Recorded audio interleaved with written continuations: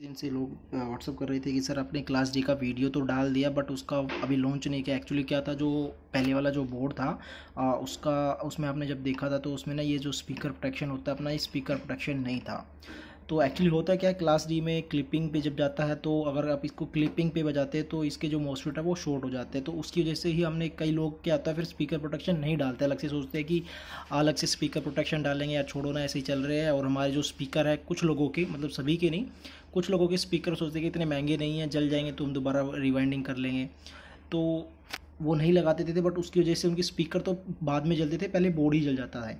तो इसमें हमने स्पीकर प्रोटेक्शन डाला, और स्पीकर प्रोटेक्शन में आपको यहाँ पे 18 वोल्ट देना होता है, और यहाँ पे आपका जो भी अपना क्लिपिंग एलईडी सिग्नल वगैरह होता है, और यहाँ पे अपना स्पीकर है, और यहाँ पे आप प्लस 90 वोल्ट माइनस 90 वोल्ट, ये अप टू 120 वोल्ट तक भी काम करेगा। 140 भी डाल दोगे तो भी दिक्कत नहीं रहेगी, बट फिर भी थोड़ा मोस्टली फिर ओवर हीट होता है। तो मैक्सिमम आप अगर प्लस माइनस 110 वोल्ट डालोगे तो कोई इशू नहीं है। बाकी सबने मोस्टली आपने देखा होगा कि यहाँ पे ये जो ट्रांजिस्टर लगे हैं BD 139 के 40 लगा देते हैं, बट हमने इसमें BD 139 नहीं लगाया। आप देख लीजिए 1837 हमने जो होते अच्छी क्वालिटी का वही लगाया है। सेकंड थिंग, इसमें मैं आपको और एक और चीज़ बता देता हूँ। ये अपना जो है 4 मोस्फेट में भी बना है, और ये 6 मोस्फेट में भी बनेगा, 1 मोस्फेट में भी बनेगा, सिंगल पेयर में भी बनेगा। और यहाँ पे जो कोर का आप देखोगे, यहाँ पे हमारी कोर लगेगी क्लास डी की, क्योंकि हमें साइज़ का भी ध्यान रखना था। ये जो इससे पहले जो आपने बोर्ड देखा था जिसमें स्पीकर प्रोटेक्शन नहीं थी, जिसकी आपने टेस्टिंग भी देखी थी, उसका ये सेम वही साइज़ है, उतने ही साइज़ में ये बना है। और इसका साइज़ हमने बड़ा नहीं किया, क्योंकि साइज़ बड़ा करते तो फिर पीसीबी भी बड़ा हो जाता, फिर फिट करने में भी दिक्कत आती है। ये इसकी तो ये हर एक टाइप के कैबिनेट में आप फिट कर सकते हैं इजीली। और जो कंपोनेंट हमने जो यूज़ किए वो जेन्युइन यूज़ किए हुए हैं। आप मोस्टली आपने वीडियो में देखा हुआ, सब कहते रहते थे हम कैल्टून लगाते सैम्बा, ठीक है, 1% उन पर भी आपका इफेक्ट पड़ता है, बट उससे ज़्यादा इफेक्ट पड़ता है कि उस बोर्ड का डिज़ाइनिंग कैसी है, क्या वो डिज़ाइनिंग पे कर रखा है। अगर आप कोई अच्छा बोर्ड का डिज़ाइनिंग होगा, उसमें अगर आप लोकल कंपोनेंट भी अगर यूज़ कर लेते हो तो भी वो मतलब अपना 80% पे बहुत ही अच्छा काम करता है, 80% तक वो काम करता है। अगर अच्छा जेन्युइन करते तो वो पूरा 100% अच्छे से काम करता है। बट सबसे मोस्ट थिंग होता है उसका सर्किट कैसा है। तो ये था बोर्ड। इसका वीडियो अभी नहीं आया। इससे पहले जो हमारा 300 वाट की क्लास AB का था उसका भी अभी एक बार वीडियो नहीं डाला, क्योंकि एक्चुअली बहुत टाइम लगता है एक कॉपी करने में, और एक चीज़ नई बनाने में काफ़ी टाइम लग जाता है। आपने अगर एक सर्किट भी गल जोड़ दिया तो बोर्ड नहीं चलने वाला। जो इससे पहले हमारा जिसमें जो क्लास AB था, जिसमें हमने डाला था स्पीकर, जो स्पीकर के टर्मिनल होते हैं पॉजिटिव नेगेटिव को शॉर्ट कर देते, तो उससे पहले हमने ट्रांजिस्टर बेस बनाया था। तो उसमें क्या होता था, कई बार हाई वोल्टेज आ रही थी तो हमारा स्पीकर प्रोटेक्शन अच्छे से काम नहीं कर पा रहा था, और बहुत टाइम ले रहा था ऑफ होने में जब हम स्पीकर के टर्मिनल को शॉर्ट कर रहे थे।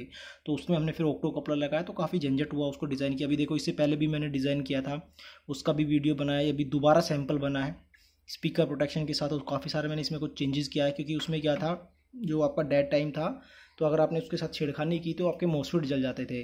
तो उसी को, क्योंकि अब सबके पास तो मीटर नहीं रहता, मल्टीमीटर नहीं रहता, वो तो छेड़खानी करके वो स्पीकर में जब लगा के ही इसको जब वो घुमाएगा, स्पीकर लगा के आवाज़ जब सही आएगी वहीं पे सेट करेगा। बट उसमें क्या होता था, आप अगर आपने किसी ने छेड़ दिया, वो मतलब बाल की हिल गया, तो अगर आप उसको सेट करते थे, अगर आपसे सेट नहीं हुआ, आपने ज़्यादा टर्न घुमा दिया तो आपका मॉसफेट उठ जाता है। तो इसमें क्या, अगर आप अच्छे से, आप कैसे भी घुमा लो, आप रफली, आपको कुछ नहीं पता, आपको जीरो नॉलेज है, तो इसको लेफ्ट राइट जैसे भी घुमाओगे तो मॉसफेट नहीं चलेगा, आवाज़ क्लियर नहीं आएगी। इसको जैसे जैसे करोगे तो आवाज़ क्लियर हो जाएगी, और DC ऑफसेट भी कम से कम आपका आएगा।